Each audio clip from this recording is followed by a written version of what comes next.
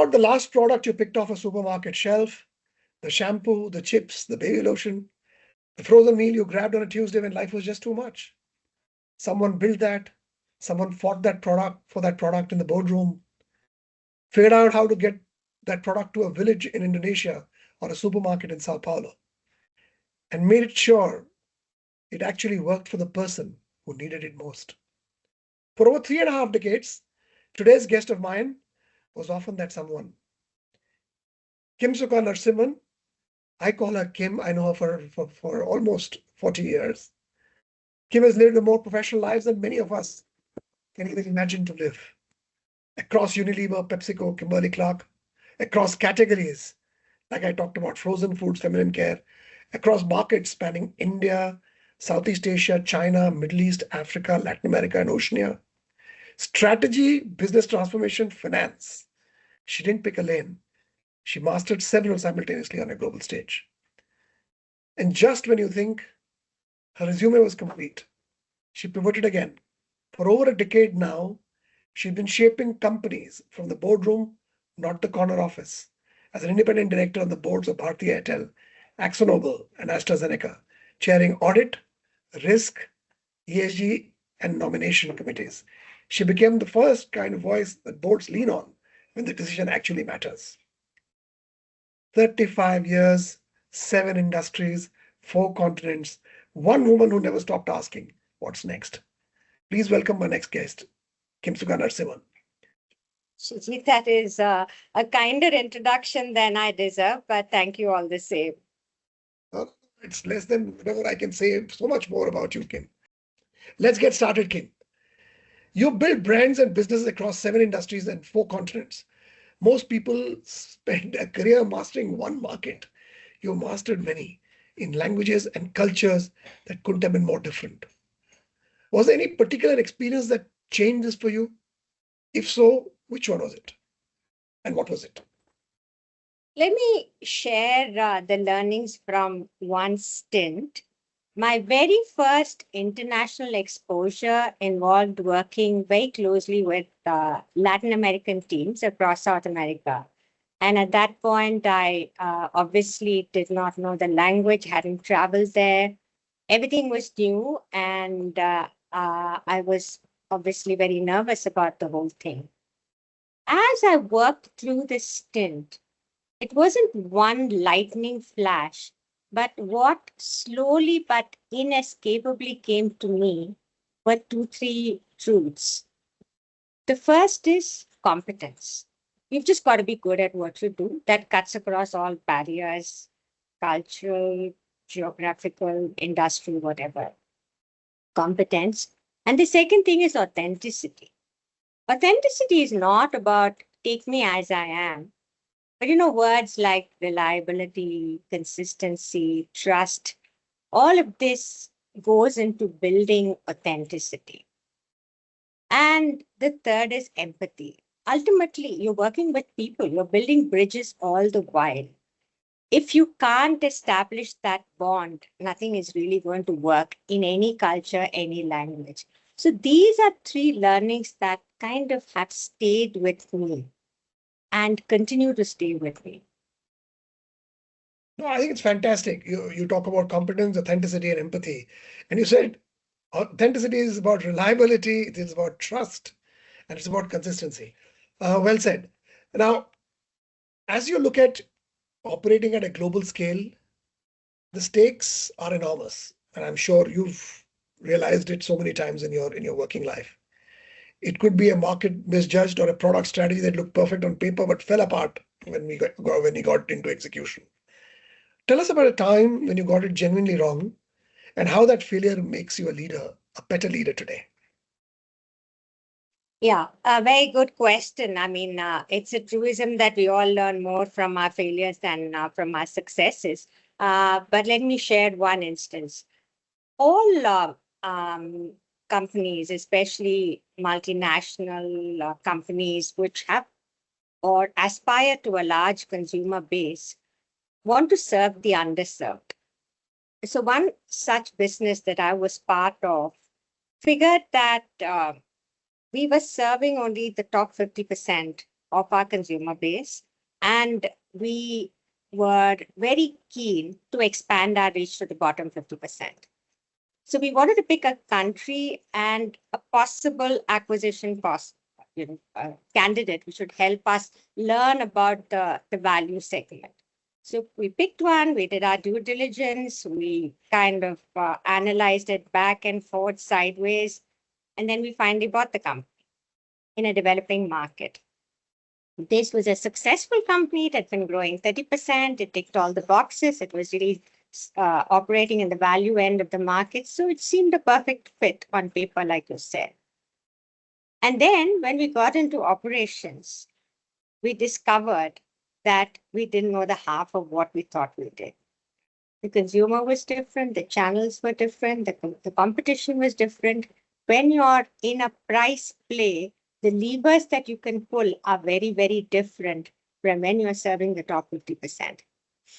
And all of this seems so obvious when I state it, but then there is a learning that you've got to go through to realize that every single variable that you took for granted in your normal business as usual context changes completely when you get into a different, should we say, business model, arena to work. Yeah. Yeah. Yeah. So, needless to say, the financials were a total disaster for the first, not just 1 year, but for the first 3 years. And then slowly we learned to swim and nose above the water first, a few tentative strokes, and then we just started doing reasonably well. But the first 3 years were really, really tough. And this was supposed to be an experiment to be rolled out to the rest of the world. It really took some doing to kind of figure out that maybe we should go slow, and this is not exactly what we were cut out for. And that was also a bitter pill to swallow. Beautifully said by Kim. What you're saying is what success looks like in the top 50% of the market necessarily does not translate in the bottom 50%. You would have a completely different mindset to learn or unlearn what you've learned, and then start with a very fresh thing on the bottom 50%. Very well said. Honestly, when I look at your career, you've done something that most leaders would dream to do. You've successfully reinvented yourself from an executive career into a powerful non-executive career now. But what's that one thing you would want to evolve for yourself as the world around you evolves? Still, is there something that you would like to evolve? Well, you said it, right? The world is changing at such a rapid pace that just to kind of keep up is a challenge. To stay relevant is a challenge. So how do you really continue to add value in any role that you are, an executive, non-executive?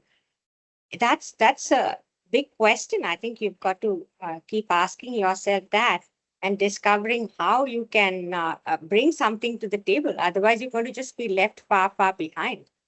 Whether it's geopolitics, whether it's artificial intelligence, whether it's a number of things that are really conspiring to change the good old world that we were comfortable with, it's all going to be topsy-turvy. So in that new scenario, you just can't go away and hide. You've got to participate. You've got to participate meaningfully. So how do you do that? I think that's going to be the next act for all of us. And tell me a little more. I mean, if you were to pick one or two areas that would be required for yourself to succeed in the new world, what would it be? I think learning agility is going to be the biggest, right? That's going to top the list. Because right now, I don't even know what I've got to kind of improve on. Yeah. ESG was a big thing 2-3 years ago. And now we have the world leaders practically rejecting that as a priority. Yeah. Common sense tells us that it can't go totally by the wayside, but it's no longer something that is going to be a North Star for the companies. So with this rapidly changing set of priorities, you've got to stay nimble, you've got to stay agile, and you've got to keep learning and reinventing yourself. So how would you stay agile? What would you do? I mean, I'm just pushing the anvil here. What would you do to stay agile? To learn, what would you do? How would you Yeah, do that? I think two, three things have worked for me. One is go to the right people to be tutored, mentored, learn. Yeah. And very often they're going to be in a different milieu, they're going to be in a different age group, much younger. Yeah. And perhaps in a completely different a place than where you are.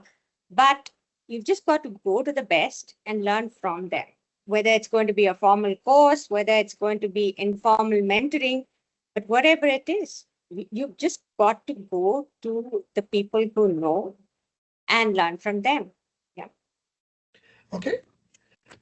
As I picked up this piece, you said you got to stay relevant through an agility to learn. Effectively, you talked about digital transformation, learning the new language that's going around and is going to be crucial in our lives. Forget people who are young now, even in our lives. And the other thing that you talk about is geopolitics, which is important. And I think the best way you put it is getting mentored by the right people for the right skill or the right business model to learn from. Well, tell me something. Nobody survives 3.5 decades across some of the largest MNCs without the right people in their corner. How did you get them there? You're so right. I can't be grateful enough to my coaches, my mentors, my well-wishers. Nothing and nobody ever got built on your lonesome, right? It's you need the support of the people around you, the environment, and so on. But I'll tell you something that worked for me, which I perhaps adopted rather later in my career than I ought to have, is to seek help. Go to people and Great. say, hey, can you help me with this? Yeah. You realize that there are very, very few people who will turn you down. Yeah. So it could be a leadership problem. It could be a skill that you want to build. It could be a tricky situation. Ask for help. Yeah. Because you invariably know the people who could help talk you through it, point you in the right direction. But sometimes something stops you from reaching out. Yeah. It could be diffidence. It could be ego. Just shelve all that. Reach out and get the help you want. I think it's a great point that you make. Most of us make that mistake of not reaching out at the right time. And you're right.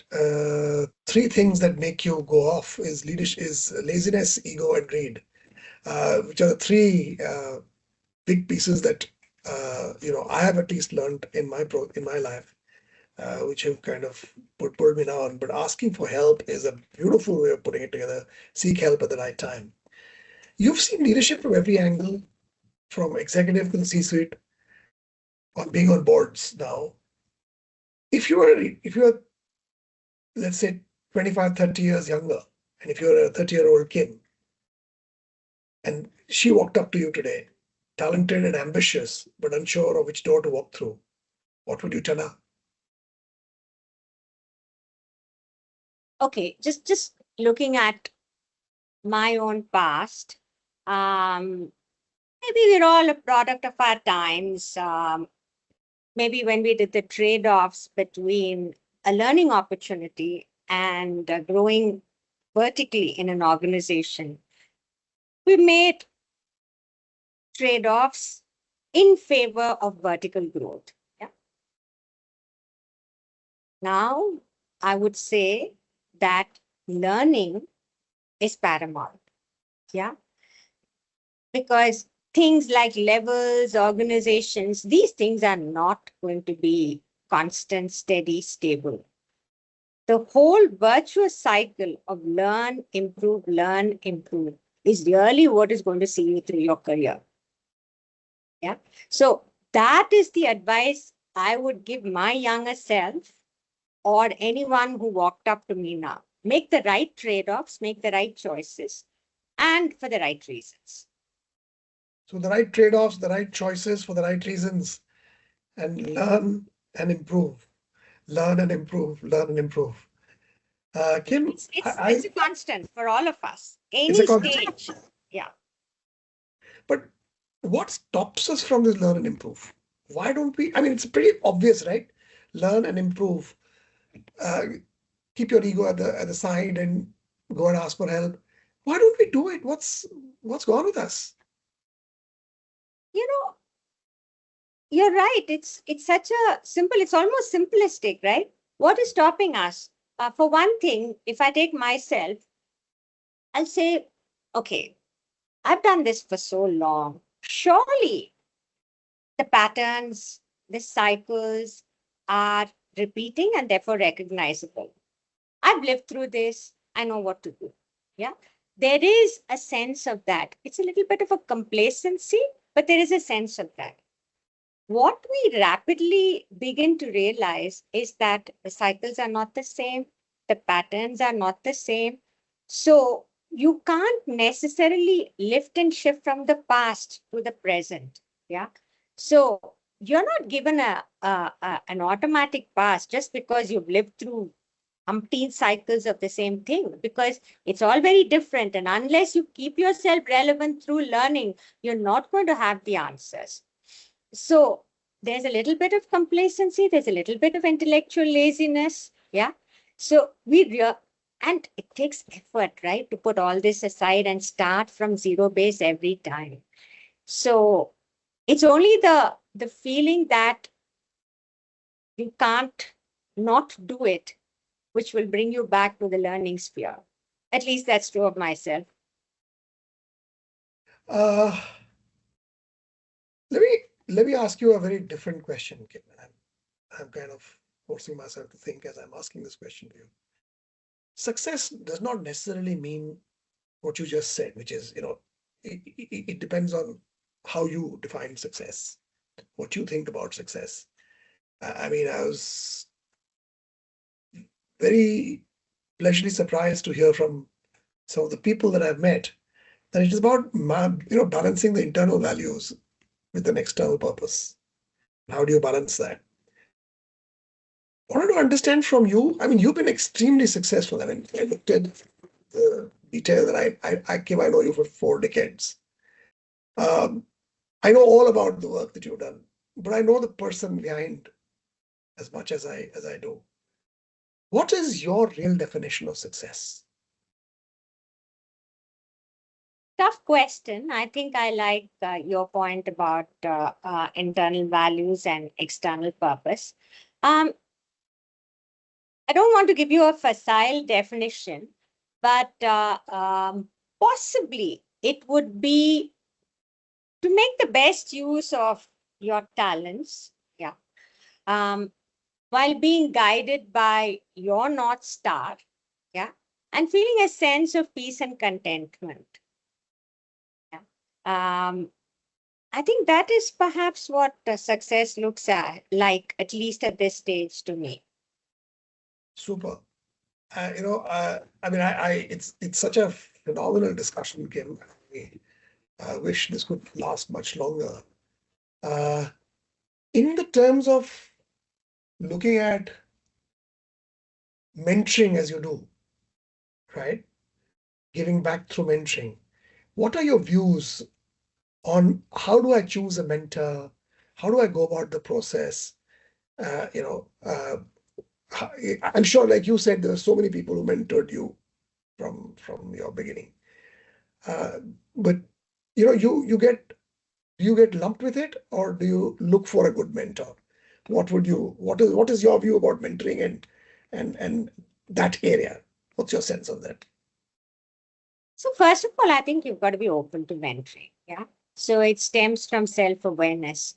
If you're going in with, I don't really know what I'm going to get out of this kind of attitude, I doubt if you will get anything out of it. Yeah.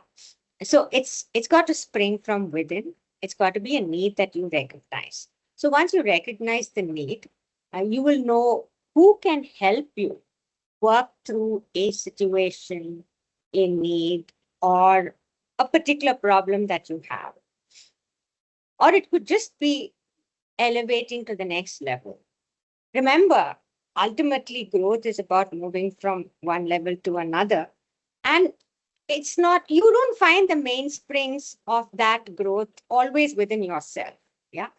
So, that helping hand that I spoke about is nearly always a mentor or a coach.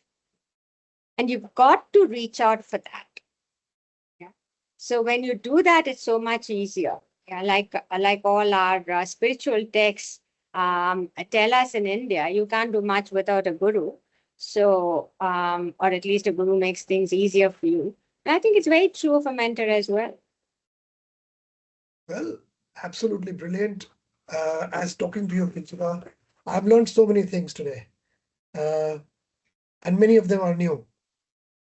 Best use of talent, guided by your North Star, and contributing to their growth as much as the organization.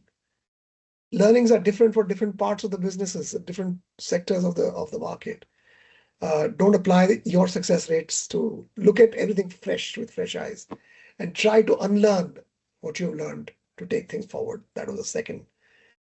Failure gives you more learning than successes, but that's the second piece that you talked about. And how do you learn from both of these? Stay relevant is the third one that I picked up from you.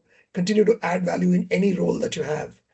Uh, Learning agility, and you said it beautifully: learn, improve, and go on that vicious circle. You talked about the importance of seeking help at the right time, and very much more at the end. You talked about your definition of success, which is getting the best out of the situation, the people that you have, guided by your own North Star. And I think the most beautiful thing that I learned from this entire game is stay human, which is always the way you've been, Kim. Now, guys, you know why. So many 35 years, 7 industries, 4 continents, and Kim is still growing young. Thank you, Kim, for a beautiful discussion. God bless you, and look forward to seeing you soon. Bye for now. Thanks, Shajit. As always, such a pleasure talking to you. Thank you. Bye.